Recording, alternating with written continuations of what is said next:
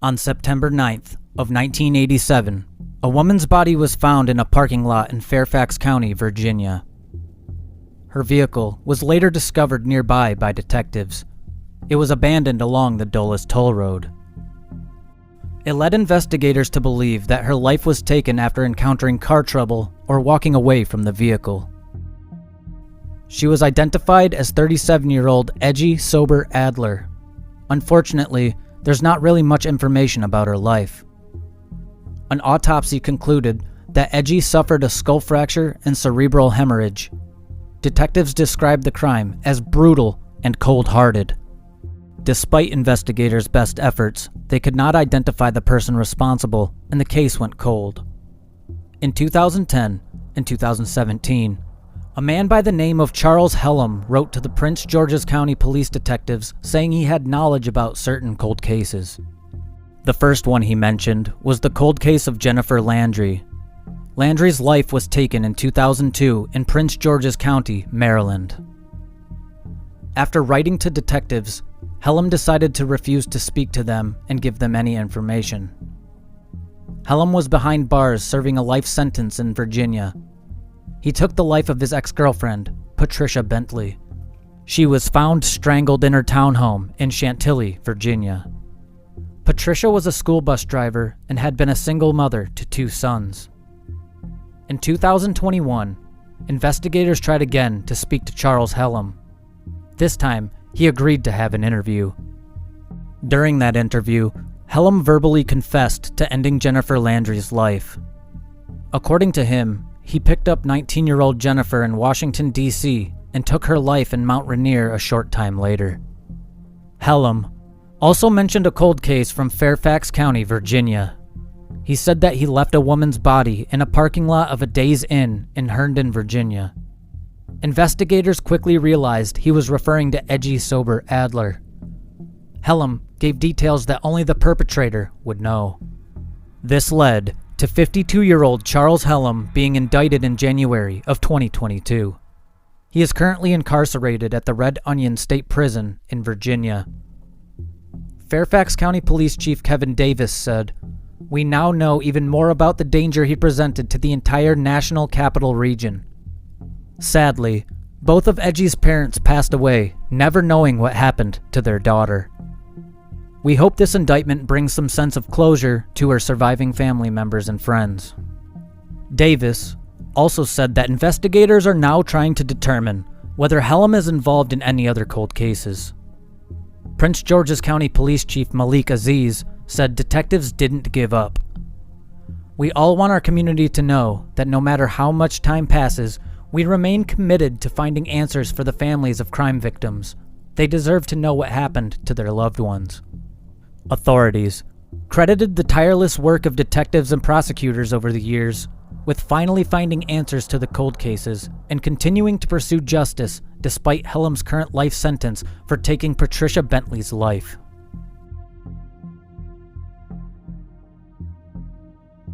On April 29th of 2009, a baby's body was found inside a trash bag on the side of a road near the town of Theresa, Wisconsin. Officers were able to gather genetic evidence from the newborn, as well as the bag and its other contents.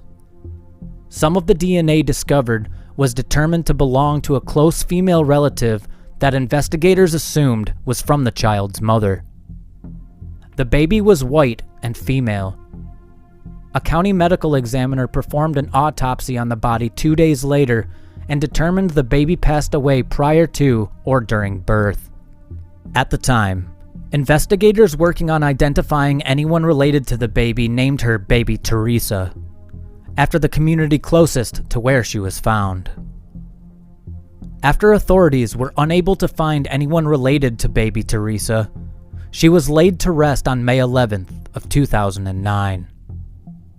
While no family was present at her burial, community members showed up to the Lowell Cemetery in southwest Dodge County to pay their respects. Todd Michael and his staff at the Cornerstone Funeral Home donated the funds for the funeral service. The sheriff's office chaplain, Timothy Bauer, conducted the service. In 2014, Authorities filed a charge against the unknown mother's DNA profile to prevent a 6-year-old statute of limitations for the charges to run out, effectively allowing them to prosecute the mother when they finally identify her. As DNA technology advanced in recent years, investigators were finally able to identify baby Theresa's parents in 2021. The mother is 45-year-old Karine Lieutenant. Investigators spoke with her in March of 2021.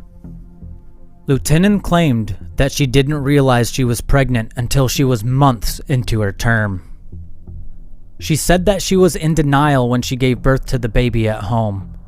She told investigators the child's umbilical cord was wrapped around its neck when it was born, so she put the newborn's body in a garbage bag and drove aimlessly on what was then U.S. Highway 41.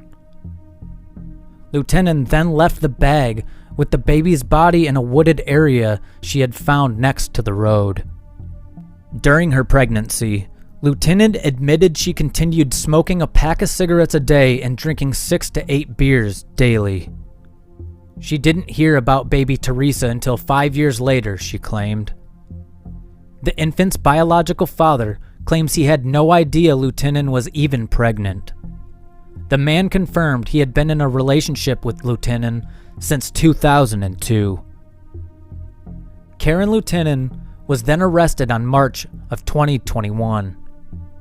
Following the arrest, her lawyer, Anik Ahmad, had this to say. As the district attorney explained, this case involves a stillborn child, which is always a tragedy for the parents involved. Further facts about the case will come to light over the course of the legal process. Due to the ethical rules that govern attorneys' statement while an active case is pending, I am limited in what I can say on behalf of Miss Lieutenant. As every person is presumed innocent under the law, I would ask that the community respect Miss Lieutenant's privacy in the meantime. In April of 2022, Lieutenant pled guilty to 1 count of concealing the death of her child.